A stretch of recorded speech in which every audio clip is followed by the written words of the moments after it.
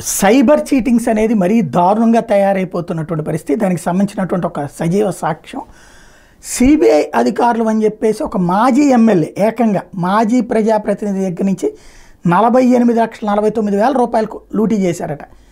తిరుపతి జిల్లా చంద్రగిరి నియోజకవర్గం పాకాల మండలం పాకాల పోలీస్ స్టేషన్లో దీని మీద కేసు నమోదైంది. సుమారు 10 గంటల సమయంలో పాకాల టౌన్ కమ్మ వీధిలో కాపురం ఉండేటటువంటి మాజీ శాసనసభ్యుడు ఎన్ఆర్ జయదేవ నాయుడు 85 ఏళ్ళు తండ్రి ఎన్కే రామానుజులు నాయుడుకి సెల్ నెంబర్కి వాట్సాప్ కాల్ చేసి మేము సుప్రీంకోర్టుతో నియమించబడినటువంటి సిబిఐ ఆఫీసర్లను మీ పాకాల దగ్గర మనీ లాండరింగ్ జరిగింది, అందులో మీ పేరు కూడా ఉంది అని చెప్పి దబాయించారట.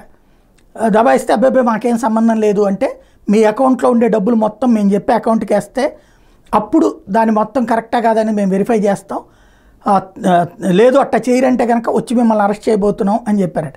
దీంతో ఎన్ఆర్ జయదేవ నాయుడు ఉన్నటువంటి ఎస్బీఐ అకౌంట్ నుండి మొత్తం 2 యూనియన్ బ్యాంక్ అకౌంట్ నుండి మొత్తం కలిపి 48,49,000 రూపాయలు వాళ్ళు చెప్పిన అకౌంట్లోకి వేశారు. ఆ తర్వాత అవి కాస్త మారిపోయినాయి అన్నమాట.